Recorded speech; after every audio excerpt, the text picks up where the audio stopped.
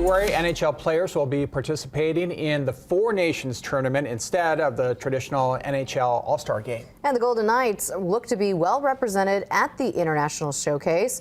On Wednesday, William Karlsson was named to Team Sweden. Karlsson recently skated his 700th game and an all-time franchise leader in plus-minus and short-handed goals for Vegas.